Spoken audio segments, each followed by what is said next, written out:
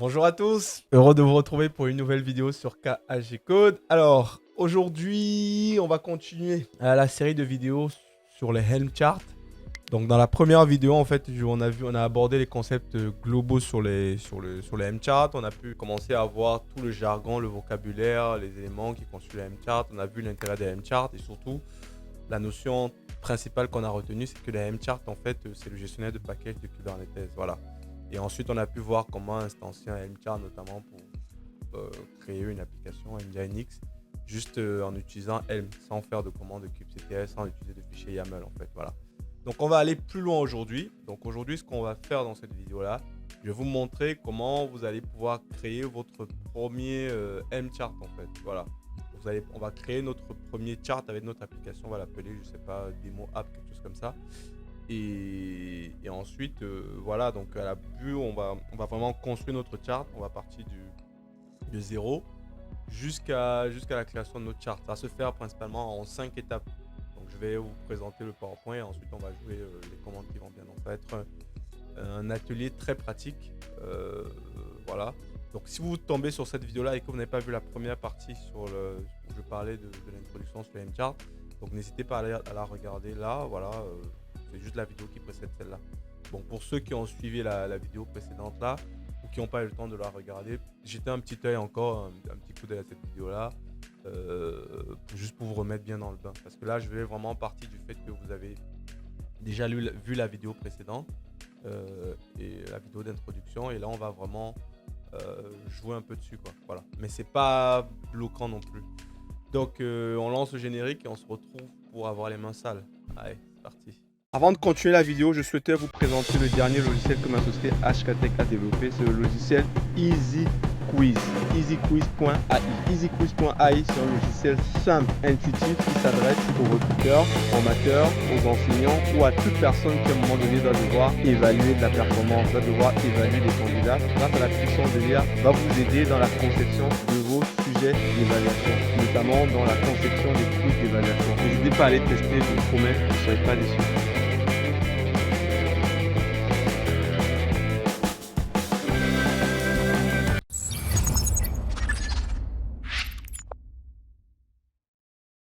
Allez, c'est parti. Alors, on va voir comment créer les M-charts. Donc, ça va se faire normalement en 4 étapes en fait. Donc, la création de son propre M-chart, de son propre M-chart customisé, ça se fait en 4 étapes. Donc, d'abord, il faut initialiser votre chart. Ensuite, une fois que vous l'avez initialisé, vous allez devoir le tester. Une fois que vous l'avez testé, vous allez pouvoir le déployer. Et la quatrième étape, ça va être le mettre à jour via le fichier value.yaml. Donc, c'est super important ça, de suivre l'ordre là. Donc, avant d'aller dans la création des charts, il faut savoir qu'avec les M-charts, en fait, vous pouvez faire des conditions. Donc, il est possible, en fait, comme c'est du template, c'est utilise le Go template, vous pouvez faire des boucles, en fait, c'est-à-dire faire des if, dire que, par exemple, si la value, dans value, j'ai enable tel paramètre, en fait, alors là, ça dit que ça va me créer la config map. Donc, on peut utiliser des booléens, des if-else. On peut aussi faire du with. Donc, le with, en fait, ça va faire une boucle, c'est comme un while, en fait. Donc, tant qu'il y a des values, en fait, je fais une boucle et par exemple là, c'est mes paramètres base de données. Je vais récupérer tous les paramètres de la base de données et ensuite, je vais pouvoir automatiquement en fait render les paramètres qui m'a fourni. Et après, je peux faire un range. Donc, le range, pareil, c'est comme un for. Vous faites un for et toutes les ressources que vous avez, en fait, vous les appliquez à votre template, en fait. Voilà. Donc, et la structure d'un Helm-chart, c'est ça. Donc, dans un Helm-chart, vous allez avoir un fichier chart.yaml, le fichier value.yaml et enfin le dossier template. Donc, c'est vraiment les 3 éléments très importants quand vous travaillez sur un Helm-chart, en fait. Donc, si par exemple, là, on va aller sur l'image Bitnami qu'on avait la dernière fois.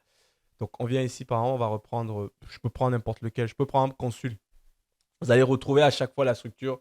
Il y a le fichier chart.yaml, ensuite il y a le fichier value.yaml et il y a le dossier template.yaml. Donc dans le fichier template, vous avez vraiment vos fichiers en fait YAML Kubernetes, mais dans lequel il y a plusieurs variables en fait qui viennent à chaque fois d'un value, avec des boucles, avec tout ce que je vous ai montré là, etc. Donc, et ensuite vous avez ce fichier chart.yaml qui va contenir lui les métadonnées de votre application. Donc ça donne attends, oui, chart.yaml, ça vous donne les métadonnées de votre application, le owner, etc. Les numéros de version, les dépendances, parce qu'il peut y avoir des dépendances entre vos charts. Et enfin, vous avez le fichier value.yaml qui va contenir les valeurs de vos paramètres en fait. Donc en fait, tout ce que vous voyez là en fait, c'est utilisé dans des fichiers templates parce que là j'ai des valeurs qui sont mises via des variables en fait. Donc c'est ça, c'est le fichier value.yaml en fait, c'est lui qui va contrôler quelles ressources vous voulez créer, quelles ressources vous voulez appliquer. Donc une fois qu'on a fait ça, on peut revenir sur mes slides. Donc ce qu'on va faire, on va essayer de créer cette structure-là. Mais par contre, Helm, ce qui est bien fait dans Helm, quand vous voulez créer vos charts, vous ne partez pas de zéro. Vous voyez là, ce que je vous ai montré là, vous voyez, il y a quand même pas mal de fichiers et c'est plutôt très conventionné, quoi. Donc c'est très normé, c'est bien structuré, etc. Donc l'avantage de Helm, en fait, c'est que vous allez pouvoir, il vous met à disposition une commande qui va vous permettre, en fait, de pouvoir, en fait, instancier vos charts. Donc c'est ce qu'on va faire nous là. Donc, on va partir sur la partie création de son tas. Donc, ça, la première étape, c'est d'initialiser. Donc, ça va permettre d'initialiser les fichiers par défaut là avec les éléments de base. Donc, je vais venir sur mon terminal. On va aller dans le dossier 24 Helm. Donc, ce qu'on va faire, on va faire un Helm. C'est quoi? C'est Helm create. On va l'appeler HKTech app par exemple. Donc là, qu'est-ce que ça fait ça? Vous voyez là, ça met creating HKTech. Donc, ce que cette commande va faire, ça va initialiser un chart qui va s'appeler HKTech avec tous les fichiers qui vont bien, les fichiers de base. Et là, si je fais un tree, si je fais un ls, vous voyez que j'ai un dossier HKTech qui a été créé. Et maintenant, si je fais un tree sur HKTech app, vous voyez que là, il m'a créé la même structure que vous retrouvez, qu'on retrouve dans le dossier Bitnami là, que j'avais là. On a à peu près la même structure là. Parce que ça a été généré de manière automatique. Et là, si je viens donc, sur mon dossier 24M là, HKTech, vous voyez qu'on retrouve tous mes fichiers. Donc, je vais fermer tout ça. Tac. Donc, on va retrouver tous les fichiers dont je vous ai parlé. Donc, on a le fichier chart.yaml qui va contenir en fait les métadonnées de mon application. Donc là, on voit que le nom du chart, c'est HKTech. Là, j'ai une description. Je peux changer la description pour HKTech. Je peux mettre un truc comme ça pour HKTech application. Je peux décider de changer le numéro de version. Ça ne me convient pas. Je peux dire que c'est la 001. Voilà. Et en termes d'application, voilà, il faut faire attention entre les deux numéros de version. Il y a une version qui est au niveau du chart, il y a une version pour le nombre de fois que vous avez déployé, par exemple. Quoi. Voilà. Donc là, on va dire que c'est la première fois que je la déploie, donc je vais mettre en 1.0 par exemple. Voilà. Donc ça, c'est le fichier chart.yaml. Et ensuite, vous avez le fichier value.yaml, qui est aussi très important, comme je l'ai déjà expliqué. Vous voyez que là, il m'a généré un fichier value avec des paramètres par défaut. Donc là, il y a des valeurs par défaut. Vous voyez par exemple que là, l'image par défaut, ça va être Nginx. Là, il y a les paramètres pour le service account. Il dit que ça create a true. Et maintenant, ces valeurs-là que vous voyez, ils sont utilisés dans les fichiers template.yaml. Par exemple, mon deployment, là, le nombre de réplicas que j'ai, par exemple, on va prendre le container. Vous voyez que la valeur du container, elle n'est pas mise en dur. La valeur du container, pour le repository, ça va chercher dans image, dans value.image. Donc, si je vais dans value, ensuite, je cherche image.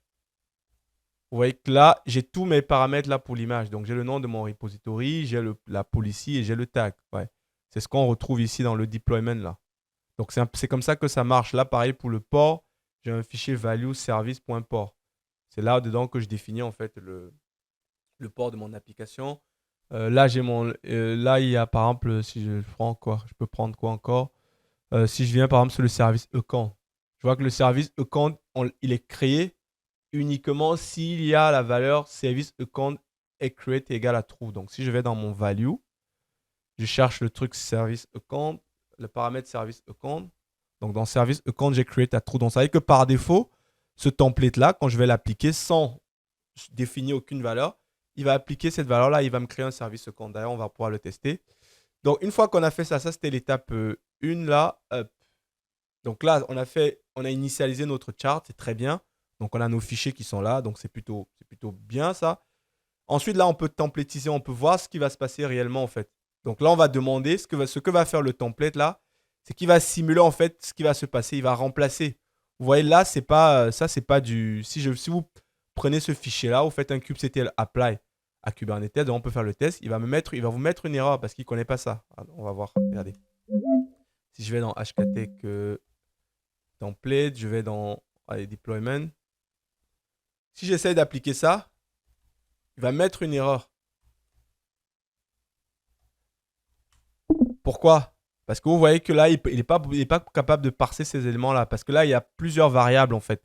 Donc, pour que vous puissiez en fait envoyer ce fichier-là à Kubernetes, au contrôleur, ben, en fait, il va falloir les render en fait.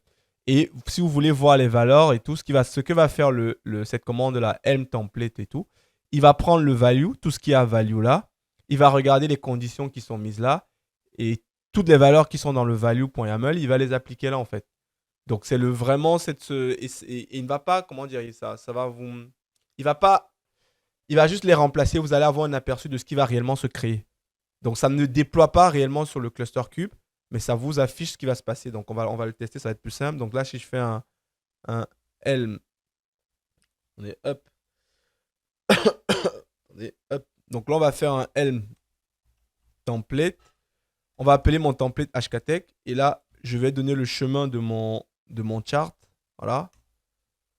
Et là, vous voyez que qu'est-ce qu'il me fait il affiche réellement ce qui va se passer. Donc on voit que quand moi je vais appliquer mon template par défaut, en fait, avec le nom HKTech, si je décide de l'appeler HKTech, bon, en fait, il va me créer un service account qui va s'appeler avec K. Donc bon, le texte c'est avec H. Pardon. Allez, plutôt faire ça. Donc là, il va me créer, on peut voir les ressources qu'il va créer. Il va me créer un service account, il va me créer un service, il va me créer un deployment, il va me créer, dans le deployment, il y aura un seul réplica, il va me créer un test de connexion pour YAML, bon, que j'ai, voilà, puisque dans le template, il y a le test connexion qui est activé, etc. Voilà, il me crée ça.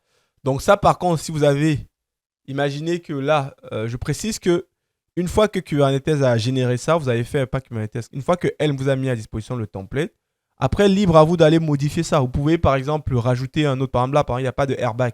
Si vous voulez que votre mchar gère aussi les airbags, en fait, vous devez rajouter le airbag.yaml et ensuite définir vos valeurs, en fait.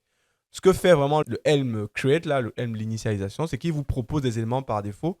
Comme ça, vous n'avez pas besoin de repartir de zéro. Et c'est les éléments qui marchent plutôt, en fait. Voilà. Avec des valeurs par défaut, etc. Donc, là, on va laisser les valeurs par défaut. Ce qu'on va maintenant faire, vu qu'on est satisfait, par contre, je rajoute aussi que là, si vous voulez mettre ça dans un fichier, vous avez juste à rediriger comme ça. Vous faites par exemple output.yaml. Vous faites un truc comme ça. Et là, vous avez ça dans un fichier. C'est plus, qui peut être plus lisible. Dans mon output.yaml qui est là. Et vous voyez, c'est plus simple en fait. Donc, imaginez, vous voulez par exemple voir ce qui va réellement se passer.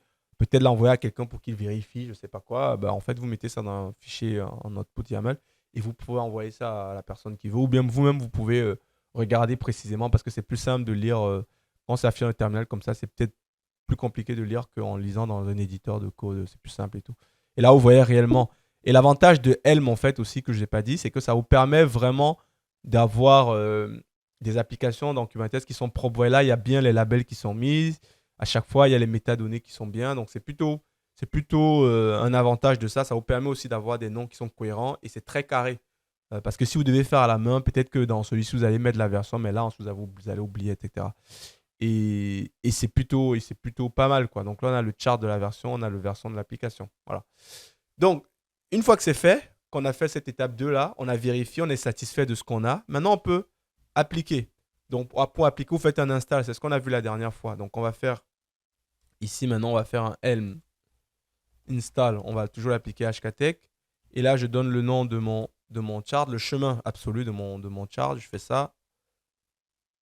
Et là, ce qui va se passer, c'est que Kubernetes va réellement appliquer mon application. Maintenant, si je fais kubectl getPod, là, vous voyez que là, j'ai mon application. Oh, pourquoi il met error pull back off image pull back off. On va vérifier pourquoi il m'a mis une erreur.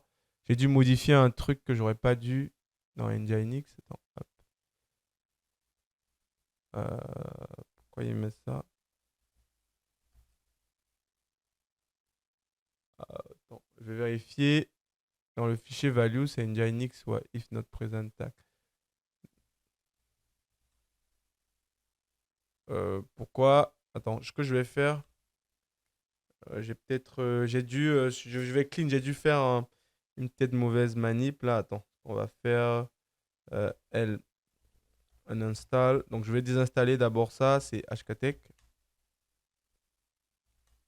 Donc, je vais faire un rm-f de HKTech app. OK.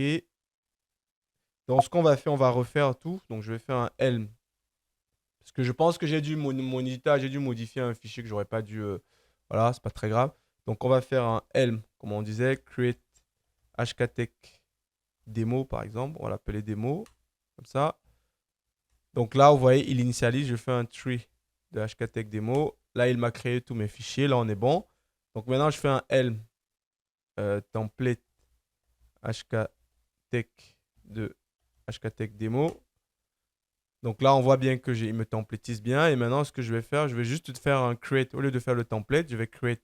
Donc le template, ça vous affiche ce qui va être envoyé à Kubernetes.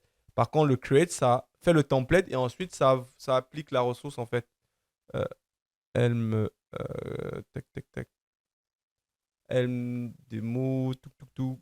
Qu'est-ce qu'il veut pas? Helm. Ah, pardon, c'est install, pardon. Hop, hop, allez, install. Voilà. Et là, normalement, là, tout s'est bien passé. Kgetpod, Kgetpod. Voilà. Donc là, j'ai running. Je pense que quand j'ai touché avec mon éditeur, il allait modifier une variable, quoi. Donc là, vous voyez que là, avec mon Helm, j'ai installé en fait mon application. Vous voyez là, j'ai mon, pas celle-ci, la troisième étape, c'est l'installation. Et là, j'ai mon application HKTech qui s'est déployée. Ça a créé mes ressources. Si je fais kubectl get all, vous voyez qu'il va me créer toutes les ressources qui sont templées. Là, voilà, j'ai le pod qui est là. J'ai le service qui est là, j'ai le deployment, j'ai le réplica. Donc, j'ai un réplica, j'ai un deployment, j'ai un service account. Donc, vous voyez bien que là, ça a réellement appliqué ce qu'on a dans notre template, en fait. Le HPA, vous voyez, j'ai un fichier HPA, mais il n'a pas été appliqué. Pourquoi? Parce qu'il y a une condition qui dit que il faut que autoscaling soit enable. Donc, si je vais dans mon value, normalement, le autoscaling n'est pas enable. Si je fais autoscaling, vous voyez que là, il est à false. D'ailleurs, ça tombe bien. On va le surcharger, ça. Donc, ce que nous, on va faire maintenant, on va mettre à jour. Donc, imagine vous avez déployé maintenant, vous voulez faire une mise à jour. Finalement, on va faire deux changements. Donc, on va activer l'autoscaling et ensuite, on va changer le type de service. On va le mettre en autre port, par exemple. Donc, ce qu'on va faire dans ce cas, nous, on va donc, je laisse le chart. On va créer notre propre fichier value. Parce que je vous souvenez, il y a le fichier value.yaml qui est créé par défaut, par le chart, avec les valeurs par défaut. Mais nous, des fois, on a besoin de surcharger ça. Ça ne correspond pas des fois à notre besoin. Donc, moi, par exemple, je veux changer le nombre de réplicas et je veux pouvoir activer l'autoscaling. Comment on fait ça? Vous n'allez pas aller faire dans le chart parce que normalement, le chart, vous n'avez pas accès. Parce que moi, je suis en local. Je n'ai pas une URL que j'utilise. Par contre, les charts de Bitnami, par exemple, vous n'avez pas accès à moins que vous allez être contributeur sur le repo, etc. Voilà. Vous n'avez pas accès à ce chart-là. Vous pouvez juste voir le code, mais vous ne pouvez pas le modifier quand vous l'utilisez. Donc, ce que moi, je vais faire ici, je vais créer un fichier value.yaml. On va créer le fichier value.yaml. Et ensuite, hop, je vais venir ici dans le value.yaml. Donc là, on va surcharger ça. On va changer quoi d'autre? Disons que je veux aussi changer le... Qu'est-ce qui est encore intéressant? On va changer le nombre de réplicas. On va dire on démarre avec 2, même si l'autoscaling, le fait de mettre l'autoscaling, ça peut trop de valeur. On va mettre 2. Et là, on va pas mettre 100 quand même. On va plutôt mettre, allez, du 4. Le max et le minimum, on va mettre 3. Allez, on va mettre 3 et 5. Et là, on va le mettre à true. Je vais l'activer ça. Le CPU, je peux laisser à 80. On va pas laisser, on va laisser comme ça. Qu'est-ce que je peux encore changer? On a vu qu'on devait changer aussi le service. Donc, je vais aller dans mon template. Je vais aller chercher la valeur qu'il faut modifier pour changer le type de service. Donc, c'est service.type. Donc, je vais aller dans le value par défaut. Je vais aller chercher service.type. Hop, 2 points. Et là, j'ai le service.type. Vous voyez que là, il y a la valeur par défaut. Donc, je vais changer ça. Je le mets dans mon propre value. Et là, j'ai pas besoin de garder ça. Et là, on va le mettre en node port. Voilà. Et le port, je peux le mettre aussi en 8000. Voilà. Tant qu'à faire, comme ça, on applique. Donc, là, si je refais, vous voyez que là, j'ai mon service qui est en port 80. Et ensuite, il est en mode cluster IP. Par contre, vous voyez, je n'ai pas de HPA de déployer et j'ai qu'un seul port. Maintenant, on va mettre à jour. Pour ça, je vais vous montrer ça. On va vous montrer la commande. Donc, on va faire un upgrade. On va utiliser le fichier value. Donc, pour ça, on va acheter un Helm upgrade de hktech. On va donner le hktech démo et on va donner le fichier value.yaml. Voilà. Et là, ce que va faire Kubernetes, il va re-render en fait mes paramètres, quoi. Il va relier mon fichier value et il va renvoyer en fait au cluster en fait. Enfin, pardon, c'est Helm qui va re-render, mais avec il va lire mon fichier value. Il va écraser les valeurs par défaut et ensuite il va les renvoyer à Kubernetes. Voilà, c'est bien dit. Et là, si je fais un kget all, pardon, je fais un kget all, boum. Vous voyez que là, vous voyez que maintenant j'ai combien de pods? Il y a 4 pods qui sont créés. Voilà, 3 nouveaux pods qui sont créés pour respecter ce que j'ai dit là. Je vais entre 3 et 5. Voilà, il a décidé de prendre la moyenne. Là, au niveau de mon service, vous voyez, prochainement, on était en cluster IP. Maintenant, on est passé en autre port. Et le port de l'application, maintenant, c'est le 8000. Ouais. Et là, en termes de réplica par défaut, j'ai dit qu'on commence avec minimum 2. Et là, maintenant, en termes de réplica, j'ai minimum 2. Et en même temps, vous voyez que là, il y a le HPA qui s'est créé en fait. J'ai l'horizontal pod scaler qui s'est créé et avec les paramètres que je lui ai mis. Donc, je lui ai dit que target CPU, c'est 80. Donc, c'est à partir de 80 qu'il peut bouger. Et là, j'ai mon min et mon max qui sont là. Donc, j'ai 3 et 5. Donc là, j'ai le 3 et j'ai le 5 qui sont là. Ouais. Et là, c'est plutôt pas mal en fait. Vous voyez que ça marche très bien. Voilà, on est plutôt bon là. Euh, donc c'est comme ça que ça marche. Et après, je peux changer. Imaginez maintenant, ça me convient plus. Je veux plutôt changer. Je veux descendre plutôt à 4 par exemple. Là, je veux descendre plutôt à ouais, allez, 3 et 1. Allez, on va descendre 3 et 1. Je peux changer ça et que le target, je veux passer à 50 par exemple. Et le port, disons que je veux le mettre sur le port 9000. Je fais un truc comme ça. Bah, j'ai juste encore, ouais, là, pour remettre à jour tout ça. J'ai juste à refaire encore un Helm upgrade et automatiquement, il va aller mettre tous mes services. Vous voyez comment ça fait quand même gagner du temps. Parce qu'autrement, avec les fichiers YAML, il aurait fallu que j'aille modifier le deployment, ensuite que j'aille modifier le service, ensuite que j'aille modifier le HPA, etc. Juste en modifiant mon fichier YAML, là, mon fichier value.yaml, je peux mettre à jour mes ressources facilement, en fait. Facilement. Et là, si je refais un kget all, vous voyez que là, maintenant, on est descendu. Précédemment, on avait quoi? On avait 4. Là, on est descendu maintenant au 3, parce que j'ai dit que maximum, je voulais 3. Et si vous regardez le port de l'application, maintenant, on est passé sur le port 9000. On est bien resté quand même en autre port, puisque je lui ai dit de passer en port 9000. Et si je regarde le HPA maintenant, le target, c'est 50%. Imaginez que maintenant, je fais une dernière fois. Je veux repasser en cluster IP. Voilà, je place le cluster en cluster IP. Min réplica, je veux 2. Et là, je mets peut-être 60. Voilà, je peux faire ça. Et là, si je relance, Helm upgrade. Donc, juste un Helm comme ça. Et lui, il va render, il va appliquer.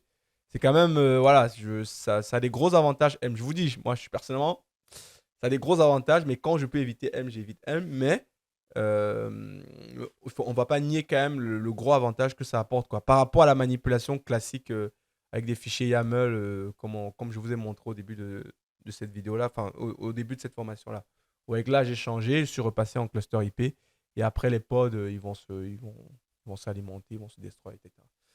Donc là, on est pas mal. Vous voyez, dans ma documentation, j'ai aussi mis que vous pouvez aussi faire les upgrades avec le -7 réplica. Donc imaginez que je n'ai pas mon fichier value. Par exemple, le fichier value, il est versionné, etc. Je veux modifier ponctuellement un paramètre en fait. Donc vous pouvez le faire avec la ligne de commande -7. Donc pour ça, on va prendre un truc qui est dans le value. Imaginez, je veux changer quoi? Allez, on va désactiver je vais désactiver le service account là. Puisque là, quand je fais, vous voyez là, il y a un service account qui existe là. Imaginez que je veux le désactiver. Non, il est où le service account? Pardon.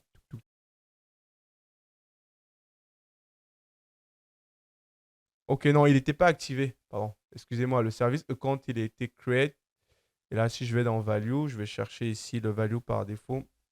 Service account create true. Normalement, il était à true. Il a dû le créer en fait. Si je fais kget sa, voilà, il est bien là mon service account là de HKTech. Imaginez que je n'ai pas envie de lui en fait, je veux le désactiver. Je peux le faire, on l'a déjà vu, donc je peux venir ici là dans value, rajouter un service account, je peux rajouter ça, je peux faire comme ça, donc venir là, rajouter service account et le mettre à false. Ça marche, on l'a déjà vu et tout ça. Mais vous pouvez aussi le modifier directement avec le paramètre -7. Donc, vous pouvez faire un Helm upgrade là. Je peux faire comme ça, -7. Et là, vous donnez votre paramètre. Notre paramètre, c'était service account. C'était quoi encore le nom là? Service account.create. Voilà. .create. Il dit que c'est false. Donc, si je fais ça et que je fais l'upgrade là, vous voyez qu'après mon service, quand il va disparaître maintenant, si je fais kubectl get SA, get SA, service account, là, il a disparu. Vous voyez, avant, il était là, le HKTech démo et tout. Maintenant, il n'existe plus en fait. Voilà. Donc, vous pouvez jouer avec, ça. On va dire que ça, le -7, et si vous voulez faire une action ponctuelle.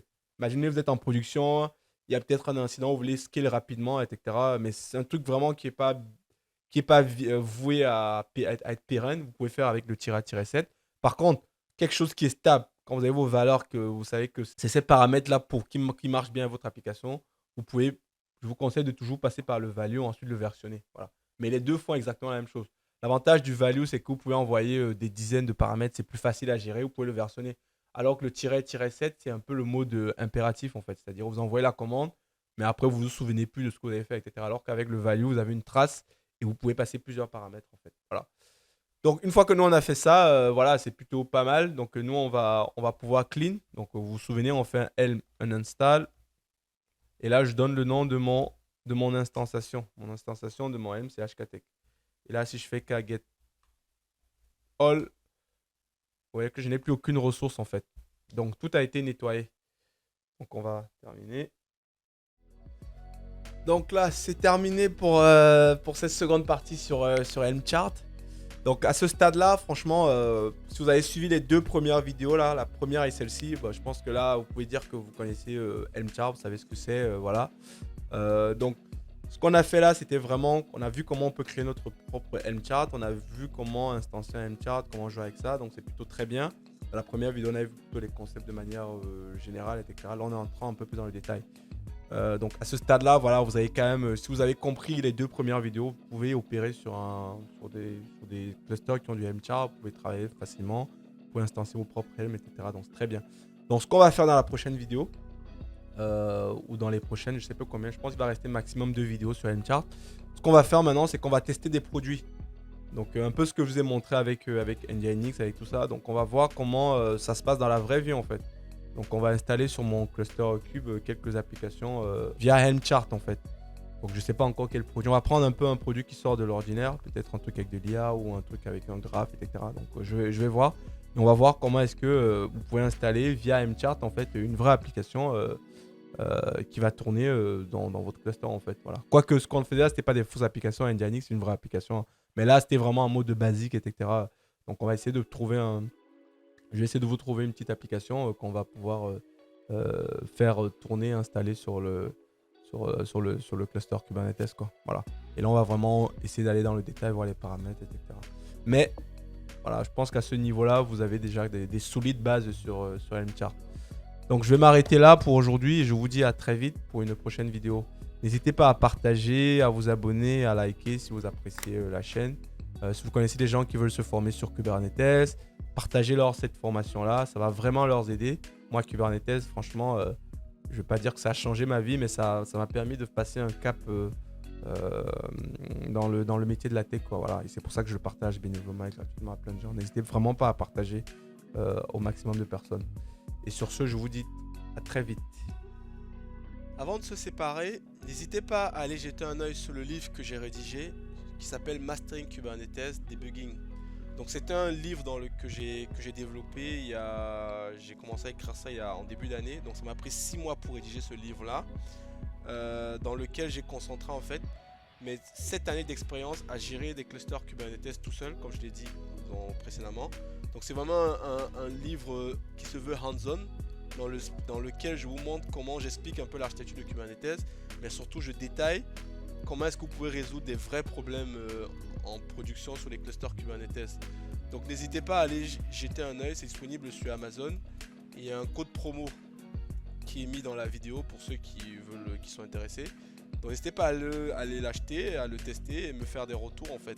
Donc c'est vraiment un livre sur lequel j'ai mis en en œuvre tout mon savoir-faire sur Kubernetes. J'ai hâte de pouvoir vous lire et je vous dis à très vite.